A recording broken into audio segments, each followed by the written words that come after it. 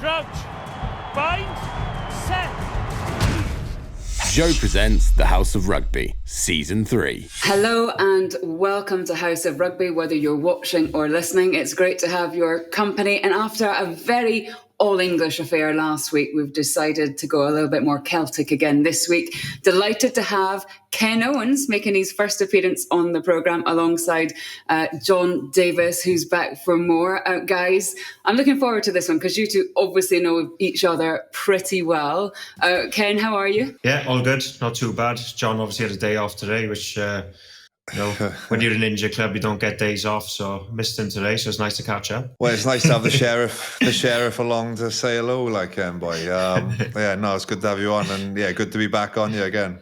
Yeah, so we've had this theme that just about everybody who's been on has been injured, and even when John thought he was injured, he seemed to then turn up and play 80 minutes. We actually haven't spoken to you, John, since that you're either you've got a very good poker face, or that was a surprise to you. Because the last time we spoke, you were injured.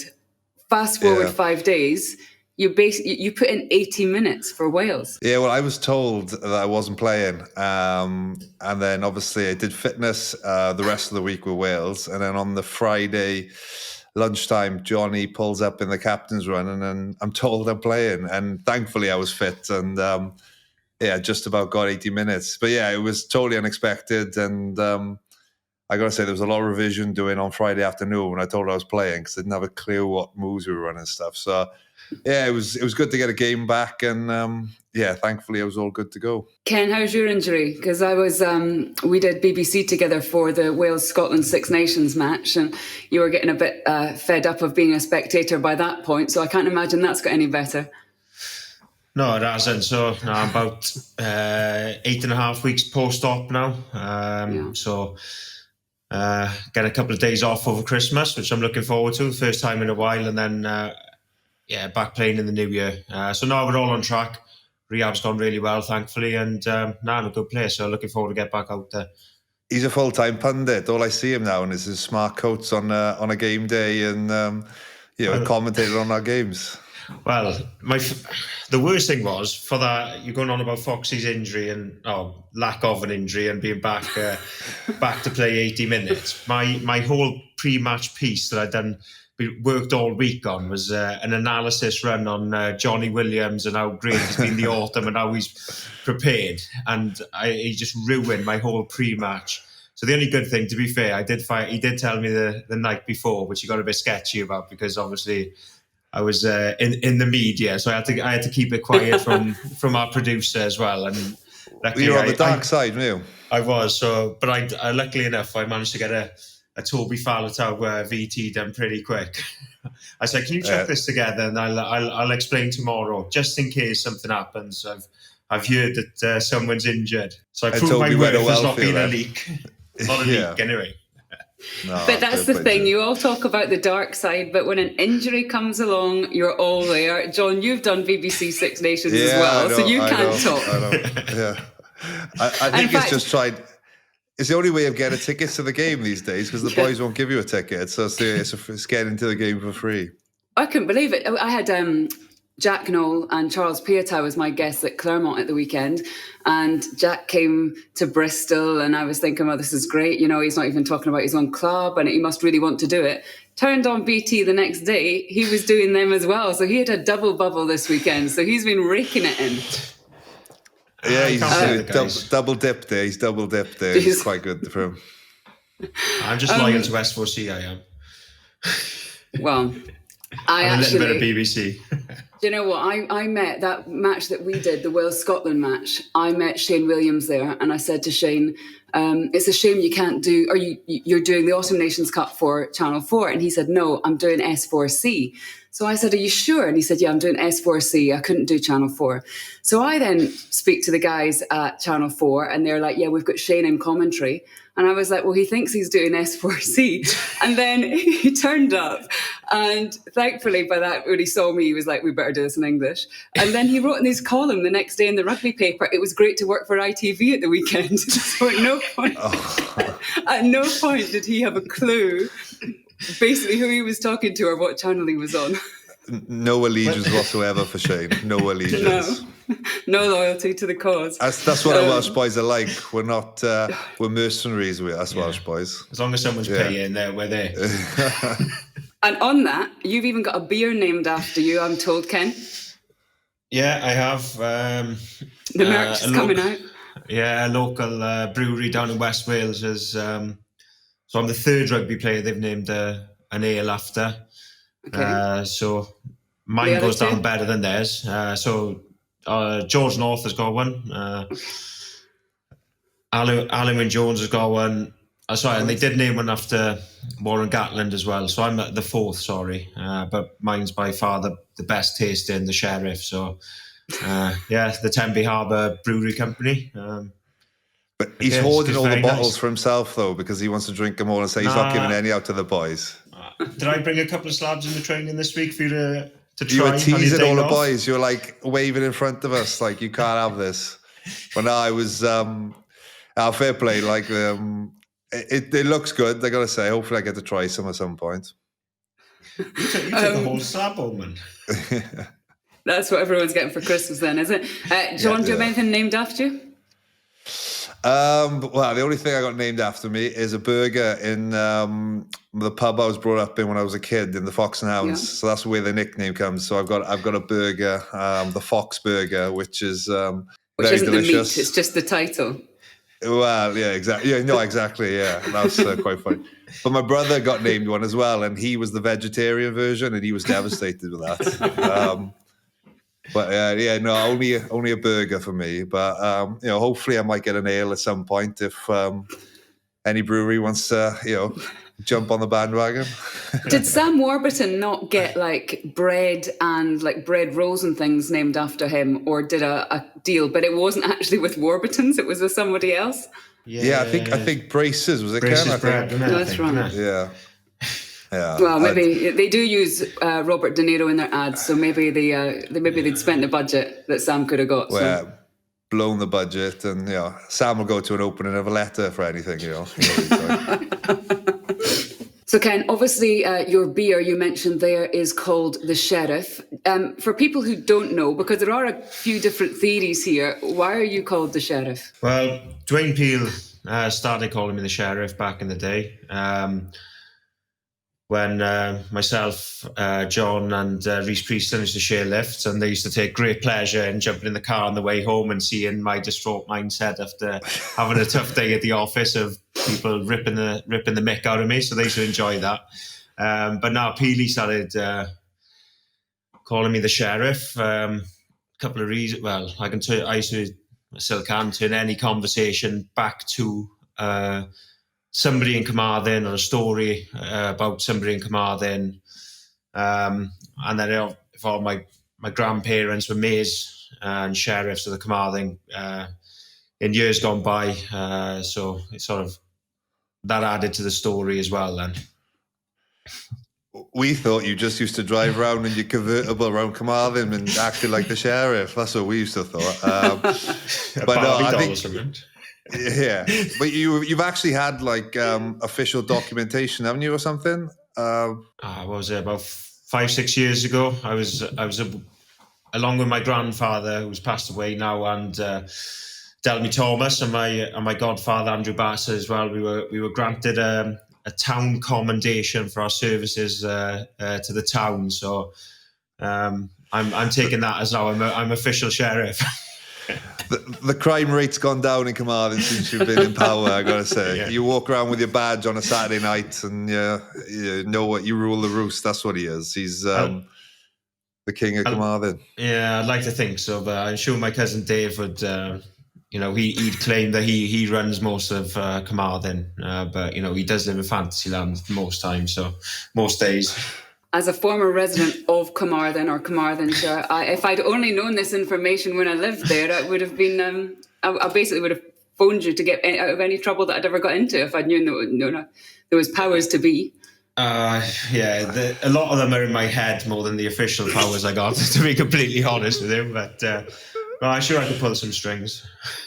You also played rugby this weekend for Scarlets. A great win. You were away to Bath, and fans were there. How good was that? Honestly, it was like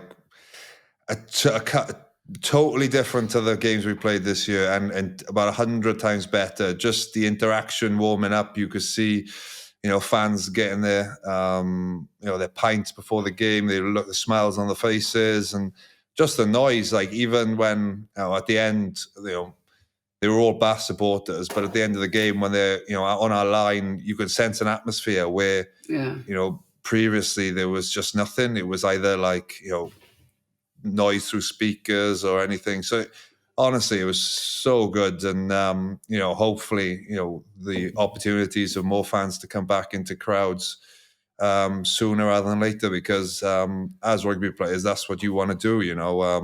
Like the internationals this autumn it's just not the same. It's the whole experience of the bus into Cardiff, fans coming out of the pubs to see the team come in, and the stadium rocking, and that's why we play the game. And hopefully we can get the fans into enjoy this entertaining rugby. I know we spoke last time about how boring rugby is, but I got to say, watching the games on the weekend, it was pretty entertaining all round, really. Yeah, we were spoiled at the weekend. We'll talk about that a little bit later.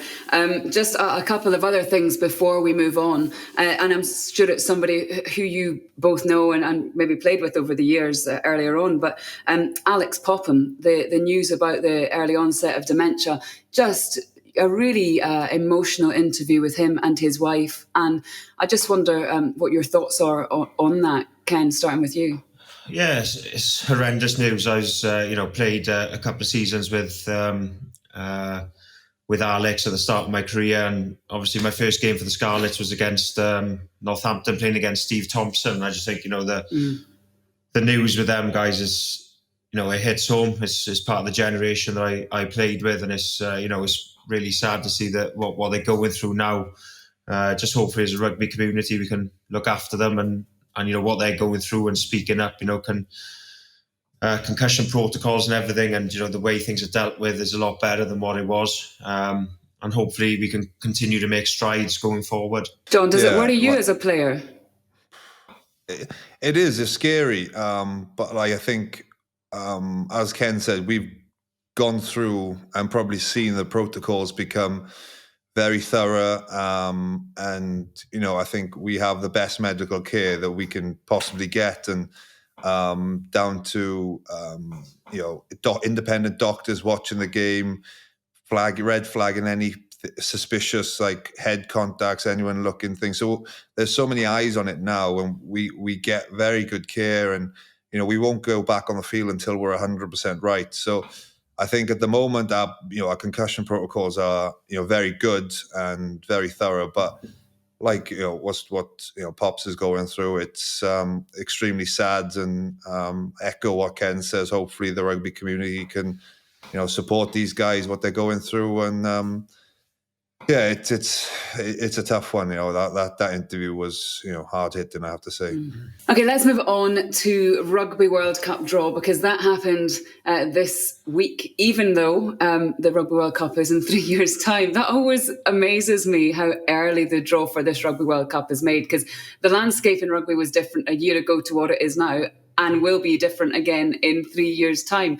What do the players feel about that, John? I think it's a talking point. I think boys will they're probably not looking at the World Cup yet, but I think coaches are probably already trying to prepare that what we're going to look at in 3 years' time or whatever. But I don't know why they do it so early. They probably always have, and they stick to traditions. But I think from a Welsh point of view, it's like Groundhog Day all over again. I think we've had Fiji in our group the last 5 World Cups, and Australia the last 3, I think. So I think it's 3, is it? Well, I think this will be the 3rd time that you've had Australia and Fiji. So it's basically been back to back, almost the same sides. No, I know. I think it looks like as if it could end up with Georgia and Uruguay as well. So we could just. Wales could be playing the same group as last year. So I think it is strange that they do it 3 years out, but I suppose that's the tradition, and rugby doesn't like to move away from tradition too much.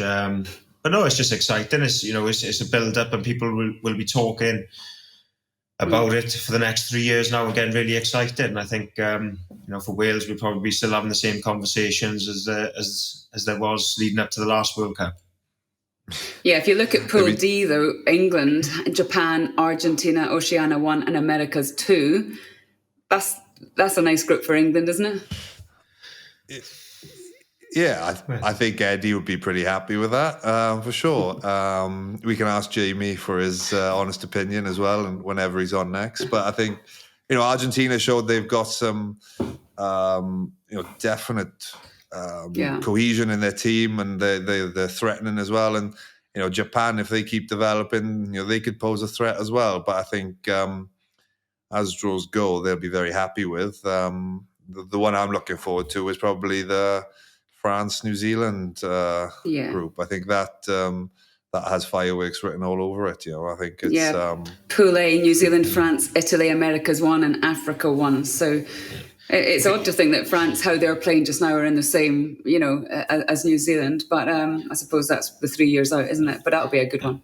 No, I think that'll be very similar to, the build-up to the last World Cup with New Zealand and South Africa in the first game. I think if you're looking at New Zealand, France, the way France have developed over the last couple of years, and how they probably will continue to develop into the next World Cup. Playing New Zealand will be a massive game. You just got to feel a little bit sorry for Italy. I think I've had New Zealand in the 7 out of the last 10 World Cups or something. So you got to feel a bit sorry for them. But I think they're developing, they're building something, so they'd be a match for the sides in their pool there as well. So the teams will use, if Wales play Australia in the autumn fixtures, to be, this is like a stepping stone for the World Cup, it's a marker, and coaches will use it as in the best way they can for getting the best out of their players. So it'll be intriguing, over the next few years when teams play each other, when the World Cup will be brought up in conversation, I'm sure. Which seems all the time. I mean, Scotland are in Pool B with Ireland again and South Africa. So I like that everyone straight away was a bit like, this week, Scotland out, and giving them no hope whatsoever. But Scotland and Ireland just always seem to magnetise towards each other. No, I think the big one for Scotland is taking that next step, and winning a couple of them big matches they've been expected to win, and they've fallen short. And I think if you're looking at a group of death, so to speak, that's probably one of them where you look at it. South Africa, obviously reigning world champions, but I'm sure Ireland will be pretty confident again in the result there, as with South Africa, as with Scotland in beating South Africa, because they've had a bit of success against them, at home especially. So it's going to be an interesting group, that one, especially with what happened at the last World Cup, Scotland not getting through, and obviously Ireland missing out in the quarter-final again, so everybody will have some points to prove. And Ken, you mentioned France earlier on. Are they the side that excite you the most just now in World Rugby in terms of their progression? Oh, definitely. I think, see now they've developed, especially since the last World Cup, how they got, like John said, real cohesion. They're pretty settled on their 9 and 10, who are, world class, simple as that. And then you look at their number 2 and 3, choices that they've built over this Autumn Nations Cup. I think they've had some perhaps dispute with their league and their clubs, but it's actually worked to their benefit, I think, because I think you could argue they had a second or third string side out against England and pushed them all the way. So I think the way they're developing and how the autumn's gone for them, I think they're, they've probably got a pool of almost 60 to 70 players that they could pick for their national squad. And I think going into a World Cup, they'll be hugely confident, especially a home World Cup as well. They'll be wanting to get a big performance there, and they've got the squad to do it as well. They won't have to travel away, so they'll be even happier. That's that excuse going, what will we talk about in the media? Yeah, exactly. Yeah, that's the talking point. John, how does a coach, it's easy to say, we're in a World Cup cycle, but I suppose there's always a World Cup cycle going on at some point. In terms of how players prepare, how coaches try and shape a side for 3 years' time, how does that work? Well, I think, they probably, a coach probably looks at a spine of their team that they, see as, they're nailed on starters. And then they look to create opportunity or blood in youngsters in and around that. And I think how they work that is difficult because there's obviously so much pressure on every games. And I think, looking at the autumn for us was as a Welsh team, you could see that Wayne has taken the opportunity to blood in, expose boys to that test match level. And I think, with one eye on the World Cup in 2023, so I think it's understanding the right time to do that, whether that be in end of season tour when you go down south or in autumn games. But then when a Six Nations comes around, that's like the business end of the season that everyone wants to win. And you'll see, a coach going for his best 23 probably, for every game then. So the opportunities are a bit less for new players. So yeah, it is a balancing act. I can imagine being a tough one. And thankfully I don't have to make those kind of decisions. But it's I can imagine it being tough to decide when to expose certain players at certain times. And there also is this constant long-term plan, isn't there, Ken? And that's not easy when you're trying out different things like Wayne Pivac has been doing, but then not getting the points on the board to win those matches. And then people keep saying, you're losing matches when he says he's looking at the long-term plan. Yeah, it is tough, especially in Wales, with the success, Gats had over the last 10 or 12 years. It was always a tough act to follow. And it's like being England's football manager. The Welsh rugby coach in Wales is heavily scrutinised because results are expected. But I think, like John said, when you're in a World Cup cycle, you've got to find a time to blood it. I think Wayne's decided to do it a lot earlier in the cycle than perhaps other coaches would do it. And I think you've definitely seen, well, for me, from the outside looking in at the Welsh boys, a lot of players had a chance. Some of it through necessity with injuries and things like that, especially in the back row, a lot of young boys getting a chance. But you've seen how the boys have had that opportunity. The areas that perhaps have been a little bit inconsistent will be easily fixed once that continuity in selection gets done. But boys have been exposed and they've seen what they need to work on, going forward to the World Cup in 3 years' time, and challenge people. And I think Wales will be a lot better position come the 2023 World Cup for this autumn series because of the players they've exposed, what they've learned about individuals, what the individuals have learned, what they need to work on. And I think Wales is a good place. And I thought as the autumn series went on, there was definitely an improvement all the way through, especially with a lot of the young boys getting more and more game time. So what's the atmosphere like on the inside? Because it's easy to be on the outside and look at the frustration in post-match interviews and things like that. But, you've been there. Yeah, look, it was a difficult, autumn to begin with because we're trying to develop a new style of play.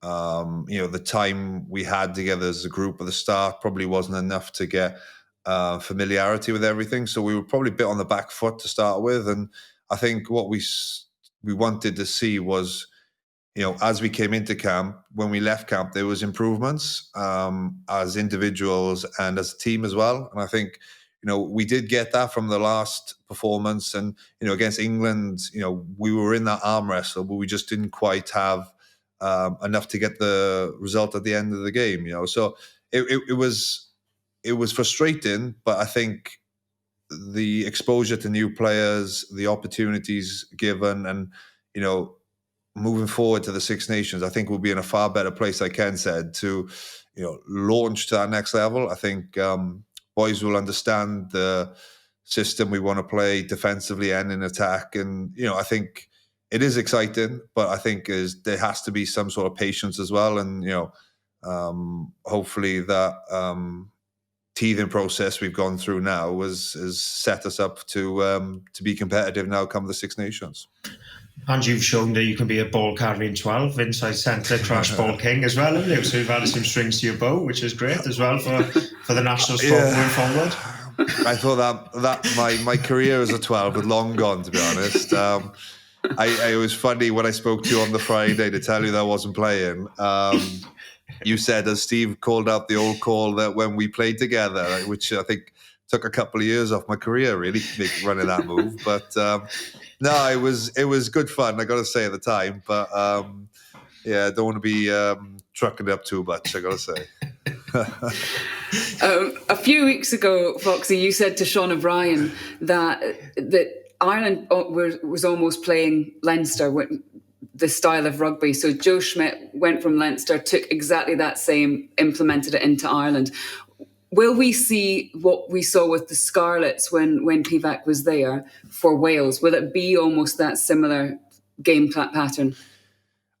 Yeah, I think so. I hope so, because I think, you look at that year we won the league with the Scarlets. I think we lost the first 3 or 4 games, Ken, and there was real pressure, and we weren't playing well, and it took time for everyone to understand and know their roles and get comfortable in that. And come after that Six Nations that year, we went on a run, and I've never enjoyed myself playing that style of rugby before. And, it just seemed to click, and everyone was on the same page. And, it was at times, devastating to, against certain teams. And I think that's why, we had to have that process of getting boys accustomed to the style. And then it hopefully comes to fruition then when boys get more time at it. It's just difficult in an international camp. You have 2 weeks before first game, and time on your feet. You don't want to be training for too long. Everything's measured, that we're not doing too much or too little. And yeah, it is very difficult. So hopefully, that Autumn Nations Cup was a building block for us to, really launch ourselves to the team we want to be, really. And hopefully, Ken comes back riding on his white horse, and everything's okay. Yeah. But yeah, no, it's. I'll put you on a cow. A cow will come in. Yeah. Beer in hand. Yeah.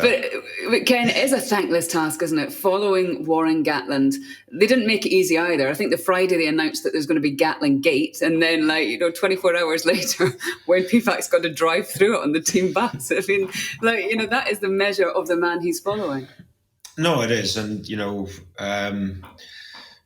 Gat had a long string of success.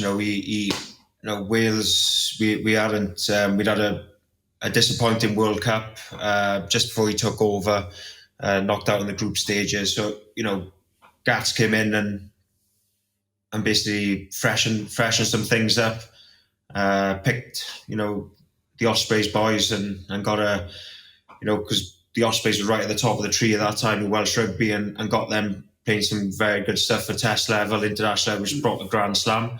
And then he just kept developing and brought success over a decade or more. So, for Wayne, it's going to be tough.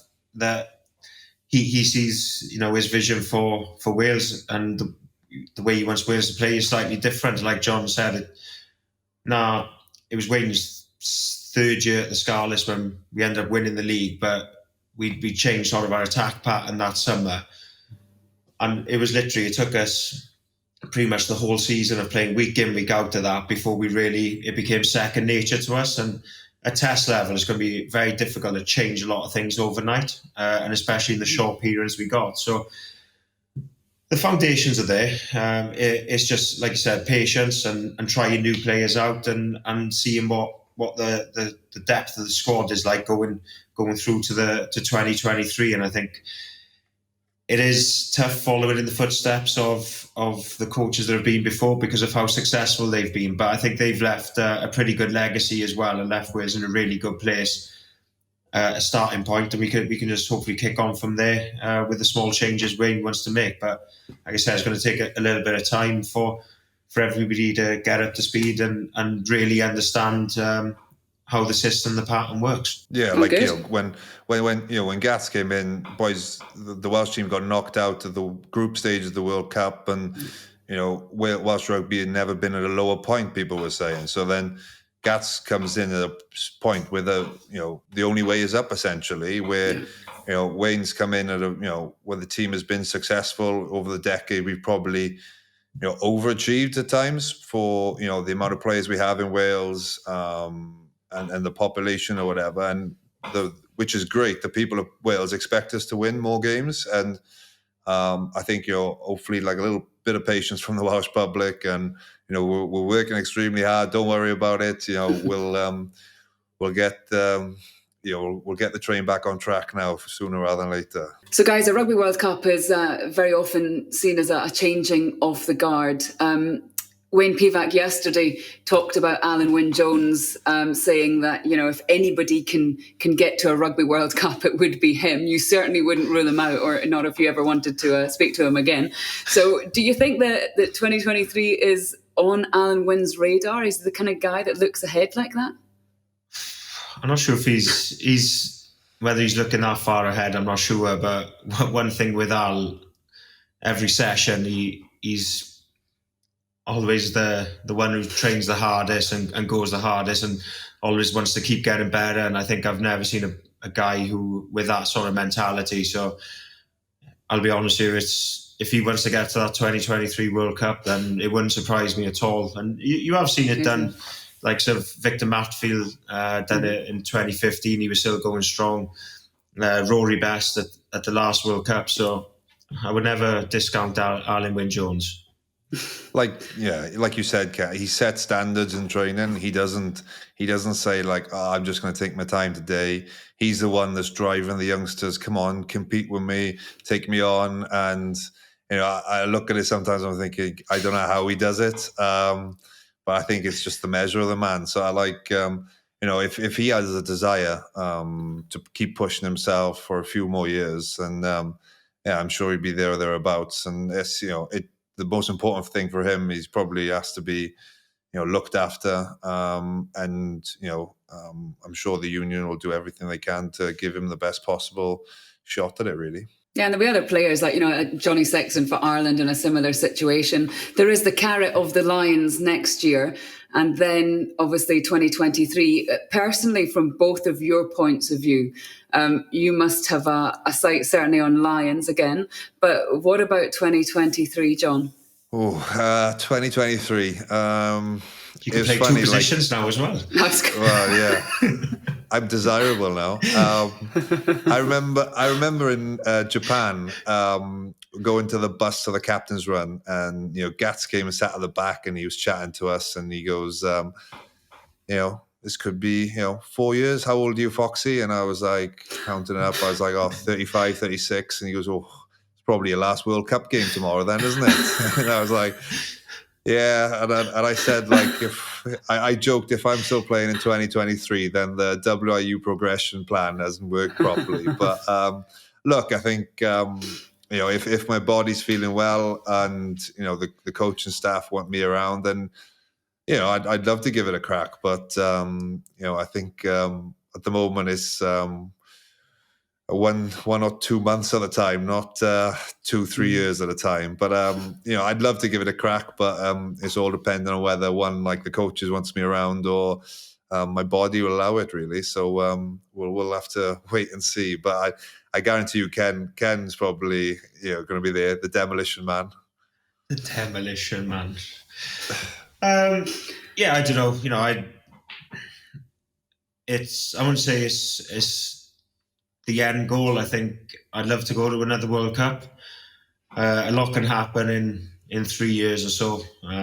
Like I thought that I was one of them players, never got injured, and said I'm never injured. And then next thing I know, I go and dislocate my AC joint. So I was a bit like, so you never know. Go on, what are you going to say, John? Go on. We were talking the morning of the Glasgow game, weren't we? We were in the hotel lobby, and it was me, you, and my brother, and we were talking, and we said, fair play, Ken.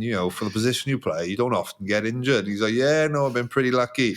Look, fast forward about 5-6 hours, you like carted off like that. So that was a bit of a shock to the system. Basically tried taking a leaf out of Luke Cowan-Dickey's book, which obviously I'm not that good at. I shouldn't be taking quick tap and goes 5 meters out. But no, like I said, it's just one of them that I think after lockdown, put a lot of pressure on myself in terms of trying to think about when I should retire, when I shouldn't retire. And all the rest of it, and just sort of decided to, whatever happens, keep working hard, keep enjoying rugby, and then if I'm good enough to be playing at the top level of the game come 2023, then great, and if not, then it's not the end of the world. So, and it depends, like Foxy said, things change in rugby. The coaches may decide to take a different route, in the next, come Six Nations maybe, or come, next season or the season after. Who knows? So you've just got to take it, a sort of a campaign at a time, I suppose, and just keep enjoying the game, and whatever happens. Fingers crossed, there's a group of us and they'll be calling us the Dad's Army in 2023 now. Hopefully. Yeah, fingers crossed. Well, guys, some other news this week was the South African player Ep4, who was banned for 4 years, having anabolic steroids in his system. Now, this is a story which has polarised a lot of ex-rugby players, rugby fans in South Africa. He is a young guy with the world at his feet. Nobody can understand why he would do it. He was the World Rugby Breakthrough Player of the Year in 2018. He has been caught, therefore he's taken the ban. He went to appeal, and there was no proof that he hadn't taken it. Just tell us what the situation is. We hear about athletes, we hear about a lot of other different sportsmen. Is it the same in rugby? Is it WADA, or do you have to explain to people where you're going and where you're going to be if somebody comes knocking at your door for testing in the mornings and things? Well, it's a pretty thorough process, really. There's a thing called whereabouts, where certain players have to give an hour of every single day where they're available to be tested. So I think like a large majority of the boys put between 6 and 7 at their homes, because 9 times out of 10 they're in bed sleeping. And then obviously there's random testing and training, lots after games. So that there is a really thorough process with the testing schedule.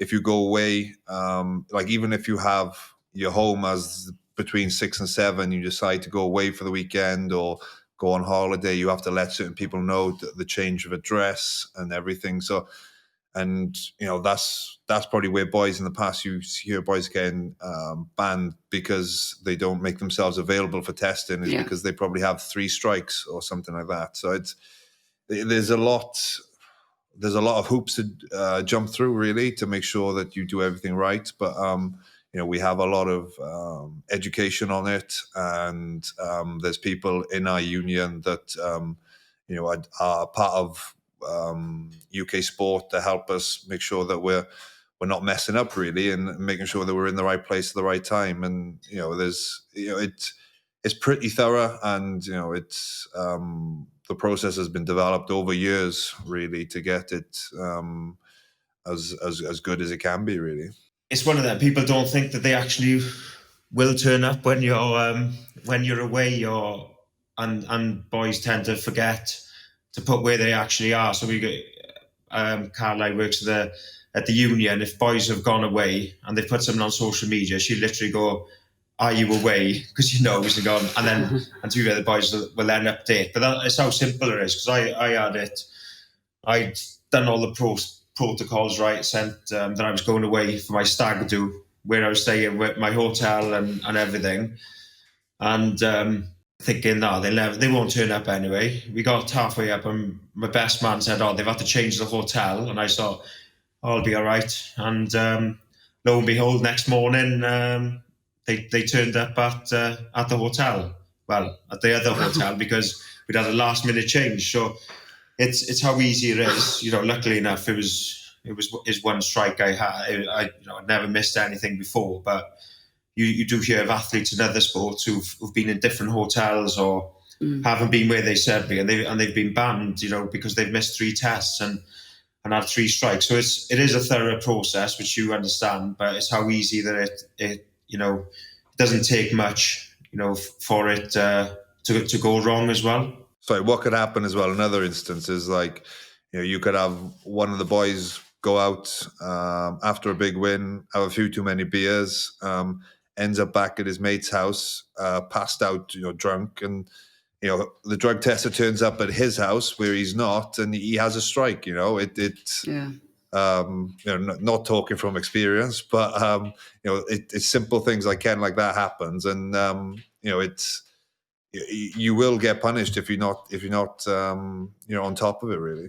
And Dianchi says that he drank from the bottle of a friend during a gym session. So how careful do you have to be, whether it be if you've got hay fever in the summer, you can't just pick up a tablet and take it because there's a list of prescribed medicines, isn't there? But how aware are you of everything that you put into your body, from what you're eating to drinking and things like that, and knowing that it has been prepared for you? You've got to be, and first thing they tell us when we get the education pieces is you're responsible for everything that goes into your mouth. So we have nutritionists at the union, at the Scarlets, and we've got complete trust in them. All the supplements we use are, tested and batch tested and are the best products possible.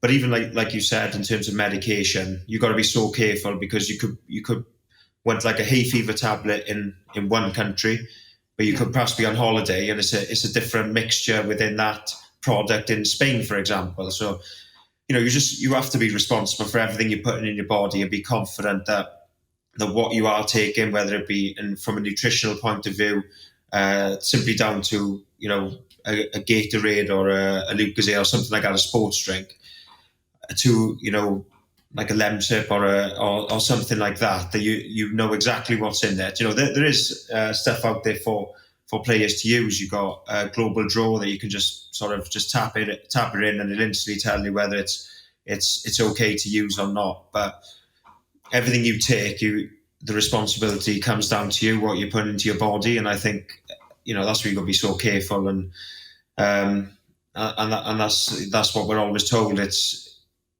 if somebody tells you to take something, or you pick something up from somebody else, it's everything you put in your body is your responsibility. Yeah, we just use the make sure everything is informed sports. That means everything is batch tested and is cleared in a laboratory. So, for us, we're very fortunate that we have this education, and we're told where we can go to check everything out. So, it's for us, we're fortunate. So it's probably a difficult one to see where people, slide down a slippery slope or go, and get things wrong, really. So it is, everything's laid out for us to be responsible in what we take then. But it's so easy to get it wrong as well. You can literally just go to your local gym, for example, and do a session. You've forgotten your recovery shake or your protein shake at home, and you just buy one off the shelf there.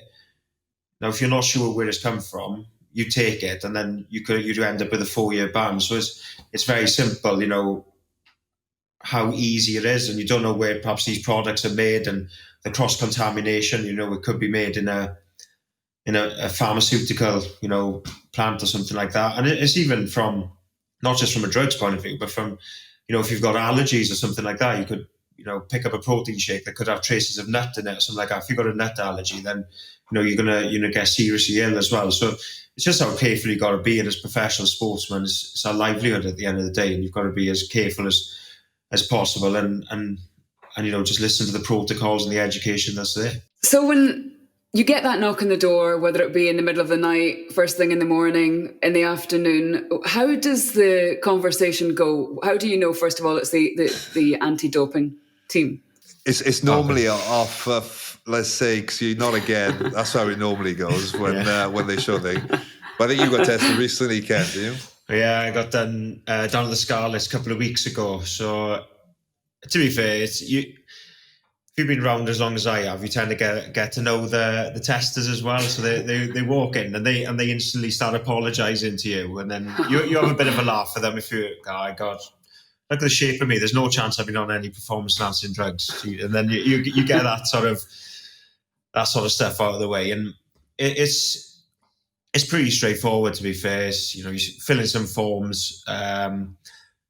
You do get some boys who try and wind them up a little bit and do all their recovery, all their meetings, and the guys just got to stand there and watch them while they do it.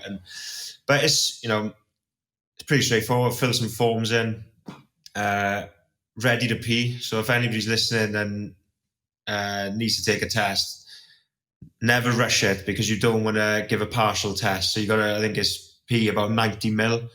So if you do that, something like that, is it? 150.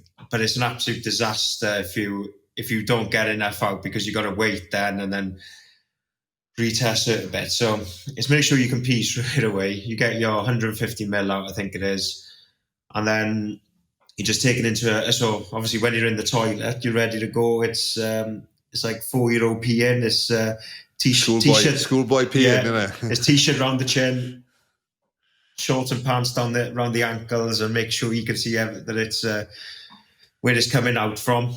And then it's out into the room, and then you pick a box, get given two pots, an A and a B sample. You fill it up. They check for the specific gravity, make sure you're not overly hydrated, and then sign the form off, and then hopefully you don't hear nothing for 2 days. Once you've gone past that 2 days, you're good to go then, and you know that you've had a negative test.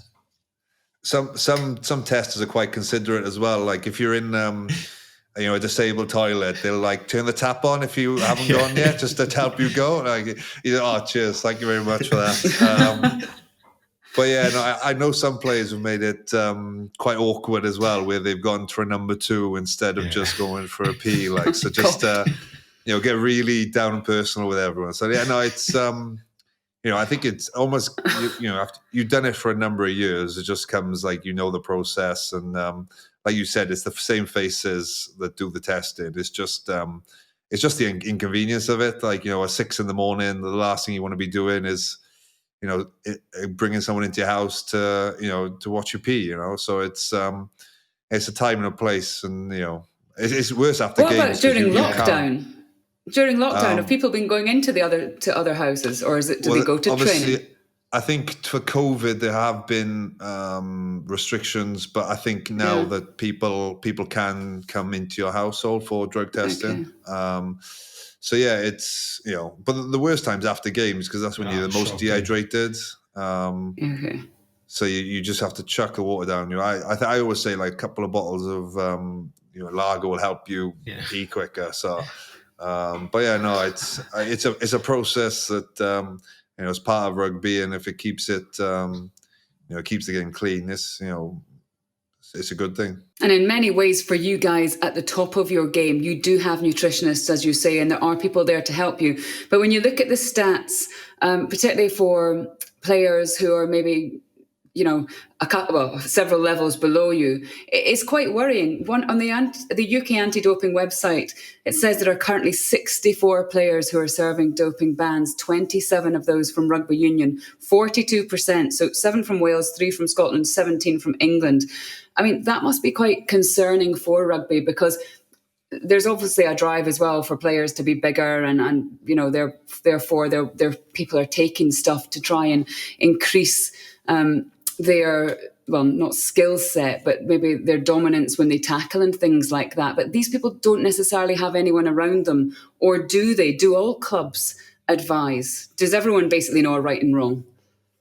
I think the union would give some education, not as nowhere near the level that we get, but I think you look at some of the cases, and like a few of the people that have been banned in Wales are recreational drugs, and some as well. The ones that are performance enhancing, you could argue that, I don't think your amateur rugby player is taking performance enhancing drugs to be faster on the wing or stronger in the scrum. I think it's sort of a vanity level. They want to look good.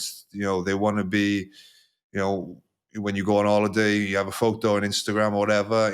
It's unfortunately that's the way it is at the moment. Is that how you're perceived on social media is important for a lot of people, and how they put their image across. I think that's where maybe some of the players at an amateur level are being tested positive, because they're doing it for other benefits, not performance on a rugby field, if you get me. You don't look bad on an Instagram photo with your top off, John. Yeah, I know. I work hard though. I work hard. But So but I think it is. It's a difficult one. I think it's obviously a hot topic at the moment with the South African player, but that 27 in rugby is a lot, and it'd be interesting to speak to these people, what drove them to actually take it, whether they were up and coming, wanted to get to a professional level, or was it, I'm going to Ibiza in a month's time and I want to look good in the beach clubs. It's whatever drives certain individuals.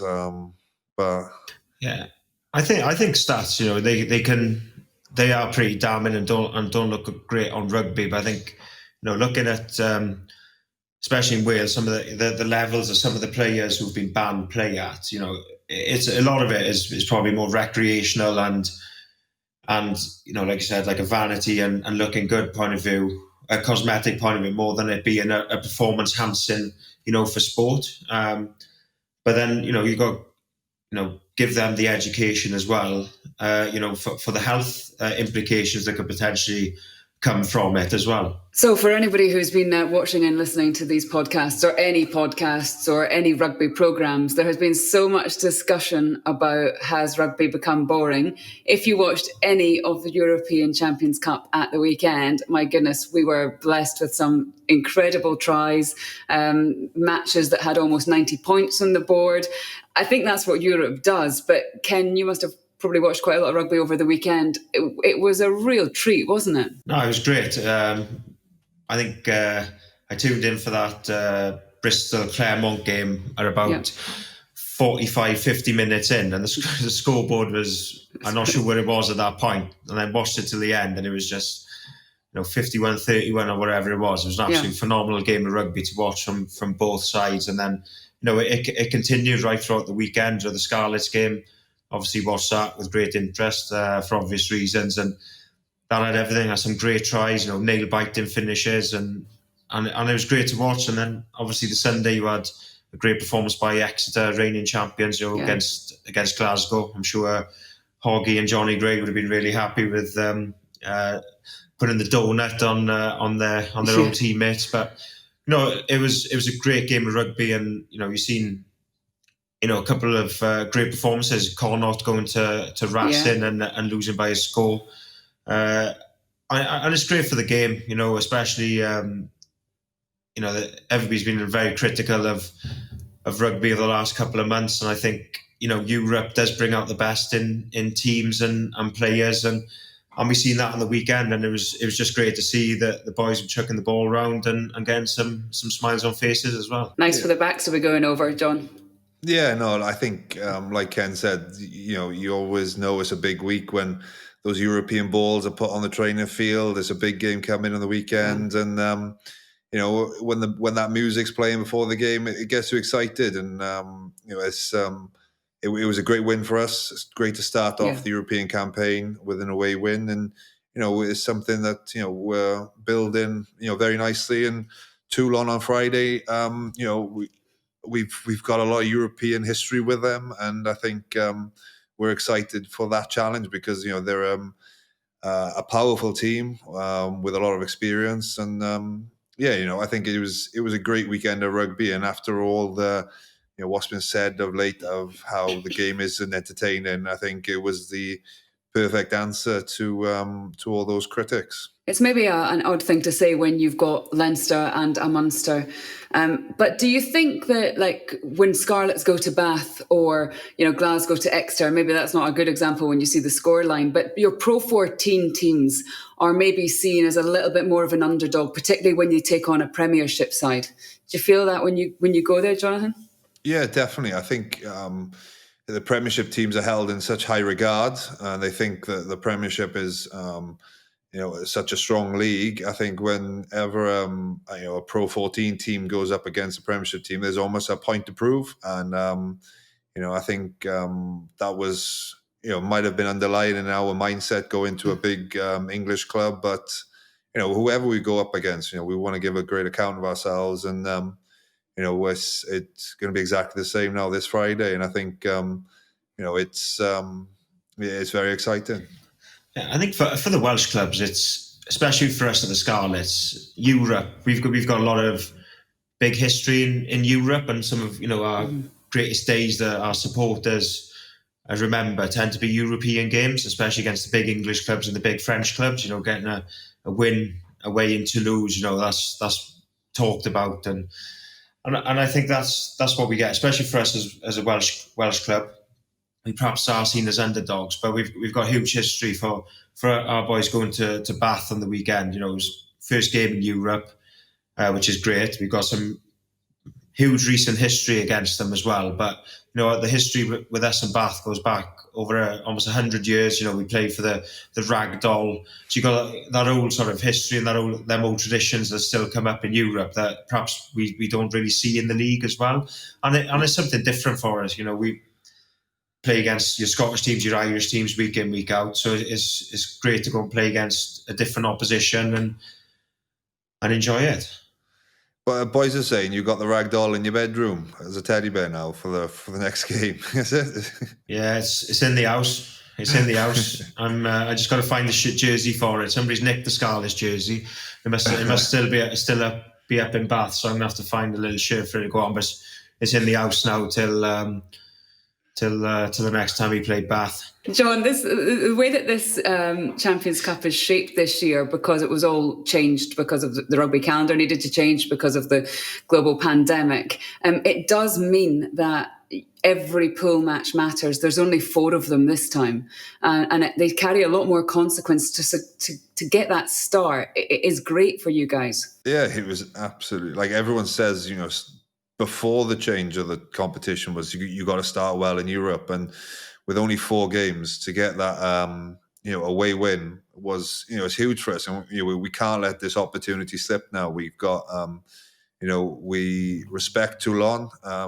We know what's coming with them this weekend, but I think we should go out there with an excitement to get a win and say that out loud, that we want to win this game and put ourselves in a place that we can really kick on and be, playing for silverware come the end of the season.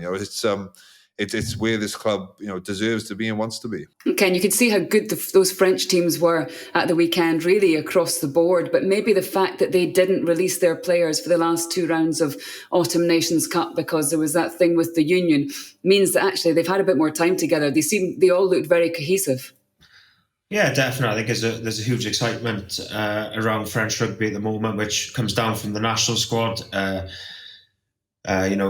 They've had their main internationals back for a longer period of time, so they've gelled pretty quick. But I think you'll see that the other clubs would be better for that time together this weekend. You've seen Leinster, they've integrated their internationals back slowly and when they got a result out in Montpellier. But, the French clubs have probably haven't quite been thereabouts over the last couple of years in Europe especially, and you're seeing a bit of a resurgence at that at the moment. I think that stems, from the national squad down and the excitement that is around French rugby and building towards 2023 World Cup. But, to be fair, some of the performances the French clubs put in on the weekend was... some of it was incredible, but for us from a Scarlets point of view, we were disappointed back in September, missing out in the Challenge Cup quarter-final against them. We felt we almost done enough to win the game, but we didn't quite get across the line. So that's given us huge confidence. They got a good result against Sale, and I'm just looking forward to the boys going out there 5:15 Friday night and putting a shift in and getting a result. And then hopefully, we can enjoy the Christmas period then. Are you going to be on the TV, Ken? You seem to know the exact timings of it all. No, I only know because I checked today. Live from 4:45. That's what you're going to be. No. I'm training in the morning, and then it'll be a swift drive home to have a sit down and watch the boys put a shift in with a pint of sheriff. I can't deny that I won't have a beer. So we've finished where we've started. Guys, thank you very much. Go well this weekend. It's been great to have a Scarlets and Welsh pairing on after the Sarries and English boys last week. And who will we get next week? Who only knows? Guys, thanks so much. And thanks to you at home for watching and to listening to House of Rugby. We'll see you next week. You've been watching the House of Rugby Season 3 on Joe.